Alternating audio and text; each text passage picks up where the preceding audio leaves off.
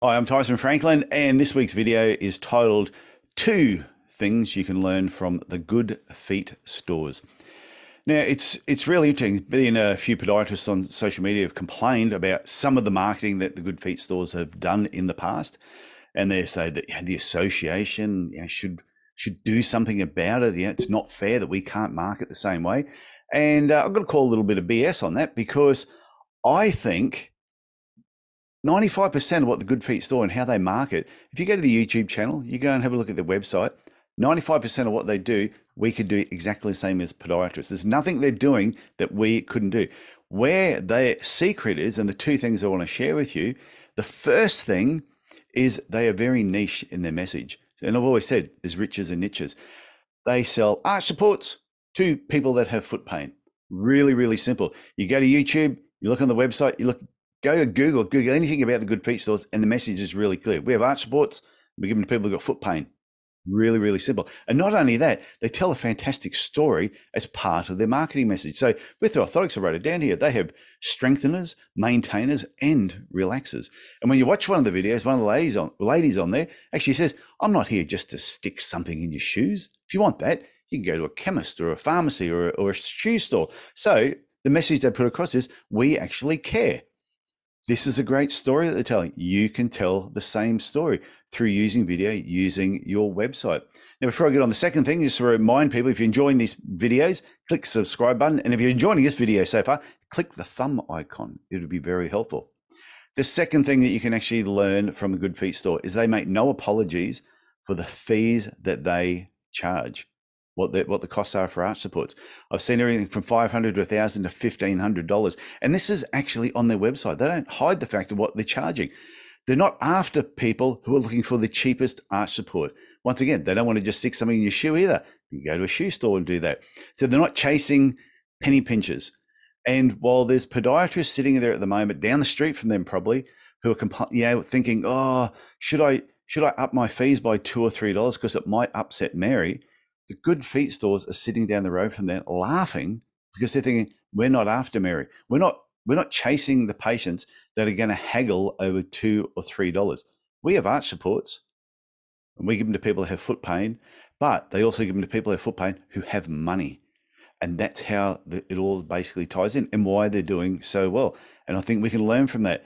Niche the message a little bit more, or you can have multiple messages, but make sure your patients, your community knows that when it comes to having arch supports and orthotics made, that you are the person that knows the foot better than anybody else, even better than that shoe store that says they know the foot better than anybody else. It's really important. If you can't complain that the Good Feet store are doing marketing, if you're not doing any marketing yourself, it just doesn't make any sense. And when it comes to the fees, like I said, they're not chasing the people that are going to haggle over $2 or $3. They're chasing people that actually have the money and are prepared to pay $500, $1,000, $1,500 for the orthotics or for their arch supports. Are they worth it? I don't think so. Not in my opinion. I think they're an overpriced pre-made arch support. And I know nearly every podiatrist that I've bumped into said, oh yeah, I had a patient come in with a pair of those Good Feet store orthotics. It's true. I have too. I've got some sitting at my garage there from when I owned my practice. But I also had a lot of patients come in with another podiatrist orthotics who said they were not happy with them. Now, I will guarantee there's nobody watching this video right now who has not had probably more other podiatrist orthotics come in and patients not being happy than they've probably had from the Good Feet store.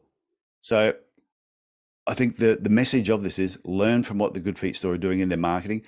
Use what you can and stay within our association or our APRA guidelines. I don't want to see anyone breaking rules or using patient testimonials if you're not allowed to actually use them. So stay within the rules, but learn by watch how they put their videos together. Look what they write on their website and start using that and educate the community and the patients in your area. Educate the patients in your clinic. I had a patient come and see me once, got a pair of orthotics made. She also had calluses, corns in her feet. When I said to her, hey, we actually provide that service if you need it. Oh, no, that's okay. My other podiatrist does that. What do you mean your other podiatrist does that? Why didn't you see them to get the orthotics? They went, oh, I don't think she actually knows how to do them. I don't think she's qualified at making them. I went, okay, well, who's your podiatrist? And when they told me the person's name, I smiled because I knew the other podiatrists and I knew that they were qualified to do them because they went through uni exactly the same time that I did. Probably the difference was they hadn't actually educated the patients that they knew that area of podiatry. So before you complain about the Good Feet store, learn from them, use that in your marketing, trying to adapt or evolve some of the marketing that they're using and use it in your own business. Now, I've said it, I say it on all my videos now. If you need help with this, reach out to me. If you're thinking about getting a business coach in 2024 to help you evolve your clinic to where it should be, before you go reaching out to some of the bigger coaching companies that are probably going to do the initial call with you and then hand you off to an employee, which I think is quite funny. You are a business owner and you get handed to an employee to help you with your business coaching. But anyway, that's a different story altogether. I hope you get something from this video.